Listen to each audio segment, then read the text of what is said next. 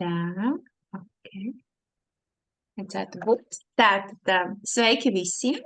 Mani sauc Linda, esmu Rīga Coding School procesa vadītāja, un šodien sarunā mums pievienojies Rainers, kas ir mūsu jaunais pasniedzējs automatizētās testēšanas kursam. Un šodien mēs vēlamies aprunāties un sniegt arī jums lielāku ieskatu par to, kas ir automatizētā testēšana, kā tā atšķirās no manuālās testēšanas un vispār kāda ir esošā situācija darba tirgū, ko jūs varat sagaidīt no šī kursa. Tad domāju, ka sāksim arī sarunu. Un Rainers nedaudz vēlāk arī iepazīstinās ar sevi vairāk, un kur viņš šobrīd strādā un kāda ir viņa pieredze, bet es vēlētos sākt sarunu ar jautājumu.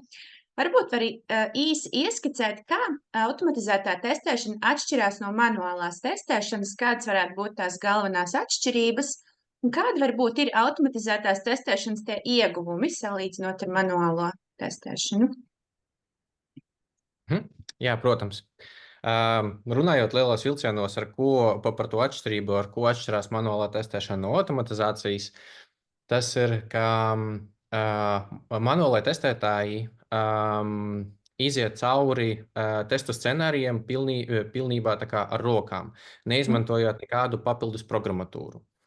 Un, ja mēs runājam par automation testētājiem, tad, principā, automation testētāji raksta kodu, raksta speciālos skriptus, lai pēc tam ar tiem skriptiem mēs varētu palaist tos pašus testu scenārijus jau izmantojot speciālo programmatūru. Un kur pēc tam nevajadzētu jau izmantot cita cilvēka palīdzību. Un kādi tie ir galvenie ieguvumi? Protams, ka tas ir laiks. Jo, ja mēs varam dabūt kaut kādu rezultātu ātrāk, protams, ka tas dod projektam tikai labumus. Un, ja mēs arī skatāmies no biznesa puses, tad, protams, ka ja mēs varam izdarīt kaut ko ātrāk, tad arī attiecīgi izmaksas arī būtu arī mazāk. Protams, uzņēmums vienmēr ir ieinteresēts maksimāli ātrāk, ar efektīvākām izmaksām un darba spēku paveikt darbus. Tā kā tas ir forši. Un varbūt kādi ir populārākie rīki un platformas, ko izmanto automatizētās testēšanas speciālisti? Varbūt tā īsumā var ieskicēt. Te ļoti svarīgi ir pieminēt to, ka tas ir atkarīgs tieši no programmēšanas valodas, ko mēs izmantojam. Un tas ir atkarīgs arī no virziena, jo mums ir web izstrāde, mums ir mobilās aplikācija un mums ir, piemēram, API. Un, ja mēs runājam tieši web izstrādes ietveros, tad, protams, ka tas būtu Seleniums. Tas ir diezgan tāds vecs rīks, bet ir ļoti arvien populārs. Tas ir kā tāds universāls tools, kuru var pieskrivēt jebkur. Bet arī ir jaunākie. Cypress un Playwright. Tie ir jaunāki, bet piedāvā ļoti plašas iespējas, lai tieši gan rakstīt, gan analizēt testus. Un vienu no tādiem rīkiem mēs arī izmantosim kursa ietvaros, un tas ir Playwright. Forši. Un kādas tad ir tās prasmes, kas ir nepieciešams, lai uzsāktu karjeru automatizētajā testēšanā, un vai ir nepieciešams arī programmēšanas iemaņas? Ja mēs runājam tieši par startu, tad, protams, ka mums jāzina, ar ko nodarbojas tieši manuālie testētāji, jo mums ir jārunā vienā valodā, ja var tā teikt, jo mēs esam viena komanda, un tad, ja manuālais testētājs kaut ko prasa no automation, mums vajag saprast, kas tieši par ko iet runa. Un tas ir pirmais, un otrais ir, protams, ka programmēšanas iemaņas, jo galvenais darbs ir rakstīt kodu, ir rakstīt skriptus, un tā mēs lietojam tieši programmēšanas valodu.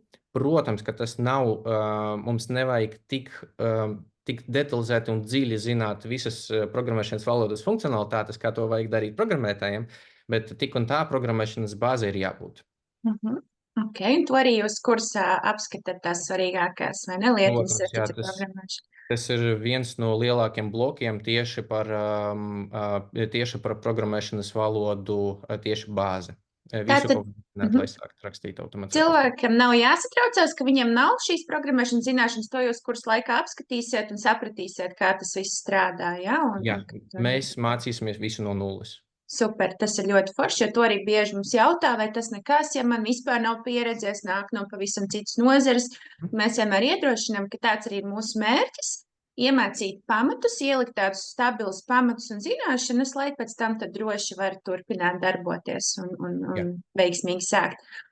Un vai tu teiktu, ka automatizētā testēšana ir aktuāla dažādās nozarēs, piemēram, finansēs, IT ražošanā, vai ir kaut kāds tieši vairāk tas virziens viens, vai to var dažādās nozarēs? Principā automatizācija kā nozare ir ļoti vajadzīga visur, gan ražošanā, gan izstrādē. Protams, arī, ja runā tieši par web izstrādi, tad bez automatizācijas tagad ir grūti, jo katru gadu mūsu tā kā modernā izstrāde paliek arvien sarežģītāka. Tā dinamika, ar ko mums tā kā jāvirzās uz priekšu, strauji aug. Un tāpēc principā tās darbības, kuras mēs varam automatizēt, tad tas ļoti, ļoti palīdz biznesam un ļoti palīdz tieši izstrādes komandai. Super. Tātad mēs varam secināt, ka automatizētā testēšana ir svarīga daudzās nozarēs, un tā ir būtiska sastāvdaļa daudzos uzņēmumos. Tā kā tas ir ļoti labi. Un turpinot šo, kā tev pašam šķiet, kāds ir pieprasījums pēc automatizētās testēšanas speciālistiem Latvijā, varbūt arī pasaulē, ja tev ir tāda informācija? Protams, ka ir, jo visu laiku dažādi rekrūters un HR raksta ne tikai no Latvijas, no dažādām valstīm, prasot un piedāvājot dažāda veida pozīcijas un tā tālāk. Un, kā jau teicu, jā, bez automatizētās testēšanas tagad ir grūti jebkurā projektā, kas tiek izstrādāts. Un tāpēc ir arvien pieprasījums ir diezgan liels. Arī ir diezgan laba konkurence, un cilvēki grib virzīties uz automation. Ne tikai cilvēki, kuri tikai sāk domāt par to, lai mainītu, piemēram, darbu, un iet uz IT nozari, bet arī jau esošās pozīcijas, tādas kā manuālais testētājs, kuri grib virzīties vairāk uz tehniskāku virzienu un uz tehniskāku pusi, arī izvēlēs automation. Tev LinkedInā arī ir bijuši gadījumi, ka tev raksta, vai kādos citos veidos tev mēģina piedāvāt šos automatizētās testēšanas vakances? Jā, LinkedInā raksta ļoti bieži. Katru nedēļu ir kaut kāds jauns piedāvājums. Jā. Tas vēlreiz apstiprina to, cik svarīgi ir īstenībā, lai tev tas LinkedIn profils ir pareizi arī izveidots, lai tev ir norādīta informācija, ko mēs arī piedāvājam savā karjeras centrā, jo tas palīdz atrast tevi un padarīt redzamāku šajā visā vidē, un tad arī ir tās iespējas, ka ar tevi sazināsies un piedāvās kaut kādas piedāvājumus, vai ne? LinkedInā arī automātiski, tagad jau algoritmiski tas strādā tādā veidā, ka, ja profilā tev ir ierakstīta kaut kādas iemaņas ar keywordiem, tad, principā, algoritmi paši atrod cilvēkus, kuri varētu būt tāds ideāls mačs priekš kaut kādas pozīcijas. Tāpēc, to visu vajag rakstīt un vajag ļoti pareizi aprakstīt tieši savas iemaņas. Jā. Arī šeit mēs redzam automatizēšanas procesus, tā kā pat tādā nozarē mēs tā varam atrast forši. Un varbūt var padalīties ar kādu piemēru par kādu projektu, kur pēdējo esi izmantojis vai kaut ko interesantu no darba ikdienas, kur tika izmantota automatizētā testēšana. Reāls kāds projekts, teiksim, lai būtu ieskats, vai tas būtu sarežģīti. Tas varbūt būtu bišķiņ sarežģīti tieši, lai nestāstītu kaut ko tieši projekta konfidencionāla informācija. Jā, mēs darām tieši darbā. Bet tieši par pielietojumu es gribēju pastāstīt, ka automation ir ne tikai par test case izveidi un implementāciju kodā, bet viena no tādām lietām, kura var palīdzēt arī manuāliem testētājiem, tas ir testdata izveide. Piemēram, kad mums vajag, es nezinu, testēt kaut kādas tabuliņas vai formiņas, kur vajag ievadīt ļoti daudz informācijas, piemēram, tur personāla informāciju, tur vārds, uzvārds un tā tālāk. Un to var izdarīt principā ar vienu podziņu ar skriptiem, un ar to arī testētāji var palīdzēt. Ok. Un vai arī jūsu sfērā attīstās un vairāk tiek izmantots mākslīgais intelekts un tādas tehnoloģijas, kā tu to redzi? Mākslīgais intelekts principā tagad mākslīgo intelektu mēģina izmantot visur, kur tas ir iespējams. Kā to, piemēram, es lietoju, es gandrīz ar mākslīgo intelektu sarakstos katru dienu, jo, kad mums tagad ir iespēja tur jautāt kaut kādus jautājumus ChatGPT, tad tas arī palīdz lasīt, piemēram, ne tikai rakstīt, bet arī lasīt tur kodu. Man palīdz atbildēt uz e-pastiem, palīdz dažkārt atrast kaut kādus risinājumus, ko es pats nevaru līdz galam saprast vai izdomāt.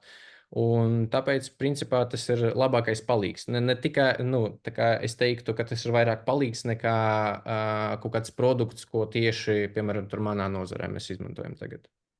Es arī izmantoju ļoti daudz ikdienā ChatGPT, tā kā tas, man liekas, ļoti palīdz un atvieglo ikdienas darbus. Un tagad mēs varbūt varētu parunāt par tavu pieredzi. Vispār, kā tu nokļuvi līdz šai automatizētās testēšanas pozīcijai, kāds varbūt bija tavs ceļš un kur šobrīd strādā? Nu tā, nedaudz vairāk par to pastāstīt. Tagad es jau diezgan ilgu laiku strādāju Evolution kompānijā. Evolution kompānija izstrādā spēles, online spēles. Kompānijā strādāju jau 5 gadus. Kopumā es jau pa testētāju strādāju vairāk par 8 gadiem. Un es esmu iesācis kā manuāls testētājs. Ilgu laiku, es domāju, ka pusi no savas karjeras es tieši veltīju manuālai testēšanai. Un pēc tam man tas transitions bija diezgan ilgs, jo es esmu iesācis tikai rakstīt kaut kādus skriptiņus, kas tieši man atvieglo dzīvi. Tur palīdz kaut kādus testdatus izdomāt vai tur salikt manā darbā. Un, jā, es sāku taisīt kaut kādus skriptiņus tieši pats. Un pēc tam man kompānija piedāvāja bišķiņ pamācīties, lai pāriet uz pozīciju tieši un kļūt par automation. Un ilgu laiku es strādāju komandā, kas taisa spēles. Jā, un tagad jau bišķiņ vairāk par gadu es strādāju tādā arhitektūras komandā, kur mēs esam tikai 5 cilvēki uz visu Evolution grupu. Un mēs risinām vairāk tādas problēmas, kā mēs palīdzam sakonfigurēt komandām testēšanas procesus, gan tehnoloģiju ziņā, gan tieši tur menedžment līmenī. Un domājam, kādus labāk tehnoloģijas izmantot, kā optimizētāk to darīt, kā ātrāk to darīt, un vairāk ar tādām lietām jau tagad strādāju. Forši. Tad tev arī tā izaugsme ir bijusi diezgan tāda laba un stabila, un tas ir iespējams, vai ne? Ja tu ieguldi darbu, ja tu esi gatavs mācīties darīt, un tad tā izaugsme man šķiet, ka ir ļoti laba tieši testēšanas arī nozarē Protams, jā. iespējama. Jā. Virzieni ir dažādi, jo var ne tikai tur strādāt, piemēram, ar UI, var arī strādāt ar backend pusi, var strādāt ar API, vai strādāt ar datubāzēm, vai strādāt ar mobilām aplikācijām. Tā kā, ja ir interese, var izvēlēties vairākas virzienus. Attīstīt Forši. tieši savas zināšanas. Tas svarīgi arī, tas vienmēr ir viens no tiem jautājumiem, kas studentiem, protams, ir aktuāli, kāds ir tās izaugsmas iespējas, un vai ir iespēja kāpt pa tām karjeras kāpnēm, tad tas ir tāds iedrošinošs un pozitīvs faktors. Un vai tu arī varbūt vari pastāstīt nedaudz par vidējo atalgojumu, kāds vispār tas ir Latvijā vai pasaulē, vai kā ar šajā nozarē? Ar šo man bišķiņ būs, es domāju, ka grūti. Jā. Jā, man liekas, ka par vidējo naudu Atkarīgs no sakot, uzņēmuma, vai ne? tas ir ļoti Ļoti atkarīgs liels. no uzņēmuma, tas ir ļoti atkarīgs arī no zināšanām. Mhm. Bet pārsvarā, ko es personīgi esmu dzirdējis, ka vidēji cilvēkam, kurš jau kaut kādu laiku ir pastrādājis tur automationā, nemaksā mazāk par 1500 uz rokām. Un tad, attīstoties prasmēm un pieredzē, parasti arī atbilstoši tas atalgojums arī tiek paaugstinās, protams, un tad ir tās iespējas, vai ne, sev Jā. pierādīt, piemācīties, mēģināt, un tad jau viss izdosies. Un varbūt tad vari padalīties, kāds ir tavs personīgās karjeras ambīcijas šajā jomā, un kā tu redzi varbūt to nākotni. Šajā pašā nozarē, tajā spēļu izstrādē, vai varbūt kaut kas cits tev padomā, kāds tev tie plāni? Tagad man liekas, ka ar pieredzi aug arī tāda doma, ka jo vairāk tu zini, jo mazāk tu zini. Jo tu bišķiņ skaties uz lietām tā kā citādāk, un tu saproti, ka ir ļoti daudz lietas, ko principā ir jāmācās, gan strādājot ar cilvēkiem kopā, komunikāciju ziņā, gan tehnoloģiju ziņā, tur programmēšanas valodu ziņā.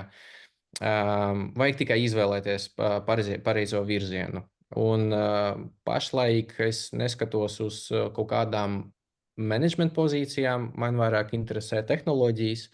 Un es domāju, ka šeit man ir vēl ļoti daudz, ko es varētu izvēlēties, ko mācīt. Bet, principā, jā, es domāju, ka es virzīšos tālāk uz automation pusi, vairāk uz arhitektūras pusi, bet iespējams arī varbūt arī uz programmēšanu. Kā pārslēgties uz programmēšanas specialistu. Aha, forši. Un tad varbūt noslēgumā tu varētu pateikt, kāds būtu tavs ieteikums cilvēkiem, kuri vēl domā, kuri nevar saņemties, kuri domā vai mēģināt apgūt šo IT, vai kā tu varētu iedrošināt un ko tu varētu novēlēt vai ieteikt šiem cilvēkiem?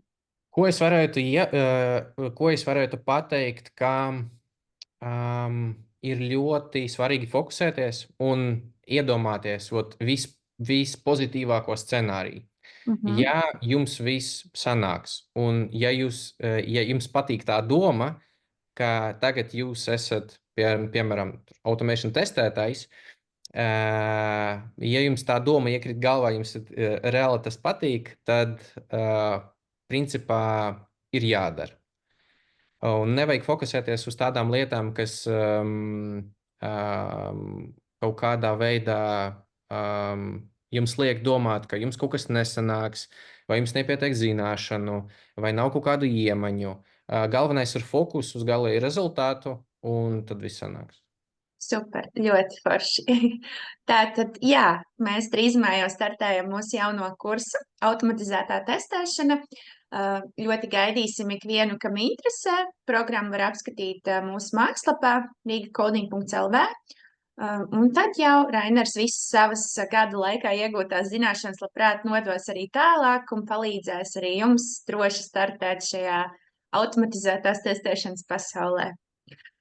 Paldies, liels, Rainer, par foršo sarunu, un tiekamies jau pavisam drīz jaunajā kursā. Tiksimies kursā, jā. Paldies! Paldies!